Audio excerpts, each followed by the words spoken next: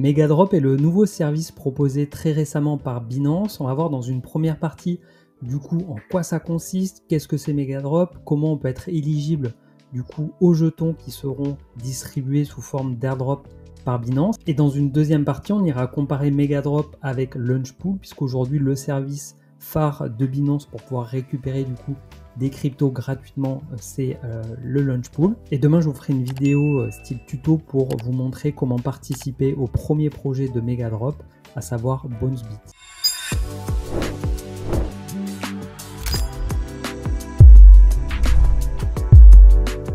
Megadrop, c'est donc une nouvelle plateforme de lancement de jetons qui intègre donc à la fois les services de Binance Simple Earn et le Web3 Wallet de Binance pour réinventer l'expérience d'airdrop.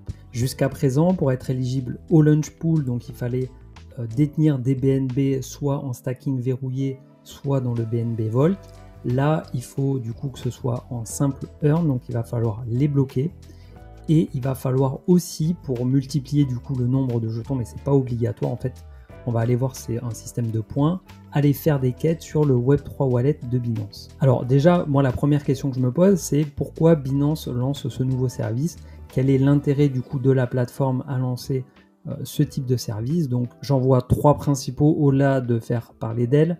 C'est de pouvoir avoir un intérêt supplémentaire sur les BNB et un intérêt du coup à ce qu'il soit verrouillé. Le deuxième, c'est de surfer sur la vague des airdrops qui ont le vent en poupe en ce moment, en proposant du coup un service lié au airdrop. Et le troisième, c'est l'utilisation du Web3 Wallet de Binance, donc pour pousser du coup les utilisateurs à utiliser au maximum du coup le Web3 Wallet. Alors comment se lancer du coup sur Binance Megadrop? Le premier point évidemment, c'est d'avoir un compte Binance. Donc si vous n'en avez pas, je vous ai mis un lien en description, c'est un lien affilié, donc où vous bénéficiez de 20% de réduction sur tous les frais de transaction à vie. Et ensuite, si vous voulez augmenter votre nombre de points, c'est d'avoir un Web3 Wallet, et donc pour ça, ça se passe sur l'application mobile. Si vous avez besoin d'en savoir plus sur le Web3 Wallet, je vous mets le lien ici, j'ai fait une vidéo dédiée du coup au Web3 Wallet que vous pouvez aller regarder. Donc compte Binance, Web3 Wallet, ensuite il faut avoir ces BNB qui soient verrouillés en Simple Earn, donc ça c'est vraiment indispensable. Et ensuite, en fonction du coup des BNB verrouillés et de votre activité sur le Web3 Wallet, vous allez du coup avoir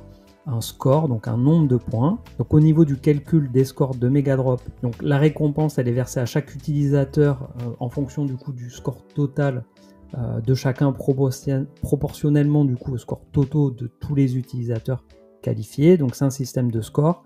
Donc le score de BNB verrouillé, donc ça c'est en fonction de la quantité de BNB souscrit et de la période de souscription. Donc là il y a une logique de plus il y a de BNB stacké, plus la période de blocage est importante, du coup plus le score sera important. Donc ça c'est la première manière d'avoir des points. Et ensuite la deuxième manière du coup c'est d'aller faire des quêtes sur le Web3 Wallet, puisque il y a à la fois un multiplicateur et un bonus en fonction des quêtes réalisées. Donc le score total, c'est le score de BNB verrouillé multiplié par le multiplicateur de quêtes sur le wallet Web3 plus le bonus de quête. Ensuite, il nous indique du coup l'APR sur les produits verrouillés en BNB.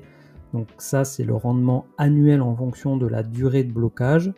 Ici, on a la limite de souscription par utilisateur. Donc là, pour le coup, c'est pas le rendement sur le BNB qu'on va aller chercher, mais c'est plus le nombre de points pour avoir un maximum de nouveaux jetons selon les projets qui seront disponibles en airdrop sur Megadrop. Dans une logique de blocage des BNB, Binance va récompenser du coup ceux qui bloquent le plus longtemps. Ce qui est important de noter, c'est que les BNB qui sont dans le Vault ne sont pas pris en compte, mais ceux qui du coup mettent leur BNB dans des produits verrouillés entre 15 et 120 jours, donc qui sont pour être éligibles au Megadrop, restent quand même éligibles du coup au Launchpool. Donc je vois là une stratégie de Binance pour déplacer du coup les BNB de produits du coup flexibles dans le Vault, où en fait le Vault, les BNB sont pas du tout bloqués, à des produits du coup où les BNB sont bloqués. Donc il y a vraiment un intérêt en tout cas pour Binance à verrouiller du coup les jetons dans des contrats qui vont entre 15 et 120 jours de verrouillage. Et ça c'est du coup peut-être l'élément le plus important à prendre en considération, c'est de savoir est-ce que vous êtes OK avec le fait que vos jetons soient verrouillés pendant une certaine durée. moi personnellement aujourd'hui sont dans le BNB Vault.